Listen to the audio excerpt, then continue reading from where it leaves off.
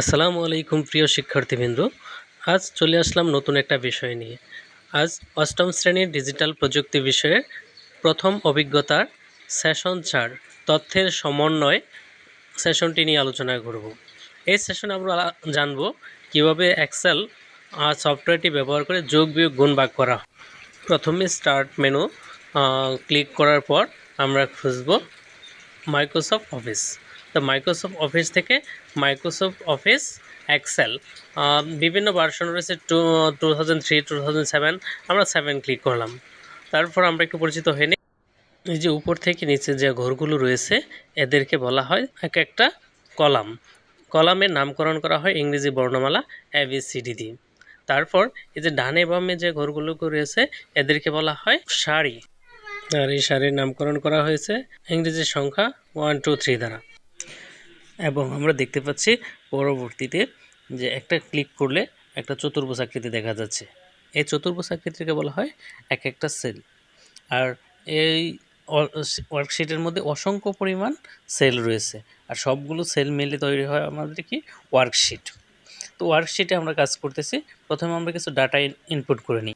আমরা data input করলে যে সেলে ডাটা ইনপুট করি দেখেন ওই সেলটা এক একটা নাম হচ্ছে, যেমন D3, D4 অথবা E3, E4 এরকম কিছু নামকরণ রয়েছে। তো আমরা দেখি কিভাবে আমরা যোগ বিয়োগ গুণ ভাগ করব।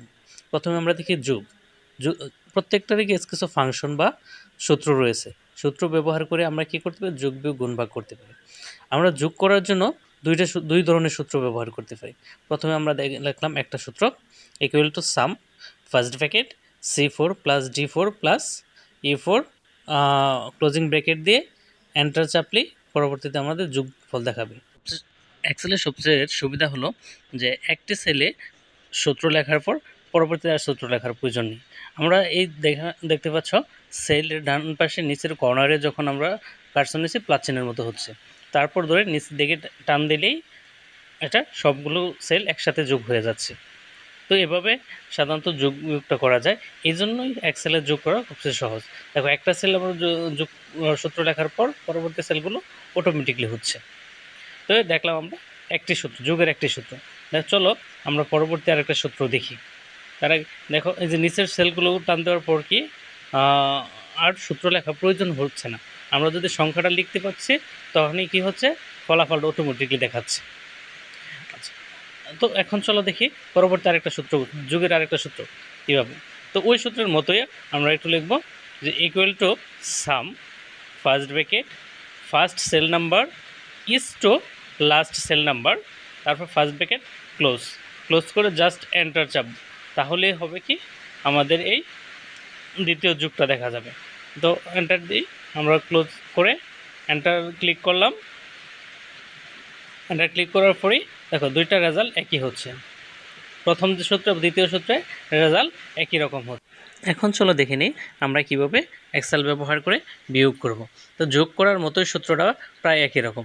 একটা সূত্র লিখব শুধু equal to some first bracket যে সেল থেকে বিয়োগ করব এই সেল নাম্বার বিয়োগ চিহ্ন, তারপর যে সেলটা বিয়োগ করতে চাই সেই সেল নাম্বার, তারপর ফার্স্ট ব্র্যাকেট ক্লোজ, আবার এন্টার চাপবো।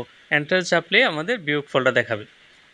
আগের মতোই আবার ডান পাশে কর্নারে চেপে প্লাস চিহ্নের মতো যখন হবে নিচ দিকে টান দিলেই আমাদের সম্পূর্ণ অংশটুকু যতটুকু আমরা কপি করতেছি সবগুলো অংশই যোগফল দেখাবে। তো এখন চলো আমরা দেখে নিই কীভাবে গুণ করতে হবে। গুণেরও প্রায় একই রকম সূত্র। প্রথমে ইকুয়াল টু, তারপর সাম ফার্স্ট ব্র্যাকেট প্রথম সেল নাম্বার ইনটু স্টার চিহ্নের মতো যেটা, তারপর লাস্ট সেল নাম্বার। দেখো গুণফল দেখাচ্ছে। তো একইভাবে আমরা ভাগও করতে পারি। তো আমরা যেভাবে ভাগ করতে পারি, প্রথমে আমাদের কি করতে হবে, নির্ধারণ করতে হবে কোন সেল থেকে কোন সেল ভাগ করব। ভাগের সূত্র হলো equal to some first bracket যে সেল থেকে ভাগ করতে চাই সেই সেল নাম্বার ফ্ল্যাশ বা ভাগ চিহ্ন, তারপর যে সেল দিয়ে ভাগ করতে চাই এই সেল নাম্বার ক্লিক করে জাস্ট এন্টার চাপবো, তাহলে আমাদের ভাগফল দেখাবে। এভাবেই আমরা এক্সেল সফটওয়্যার ব্যবহার করে সহজে যোগ বিয়োগ গুণ ভাগ করতে পারি। ধন্যবাদ সকলকে ভিডিওটি দেখার জন্য। চ্যানেলটি সাবস্ক্রাইব না করা থাকলে সাবস্ক্রাইব করে নিও।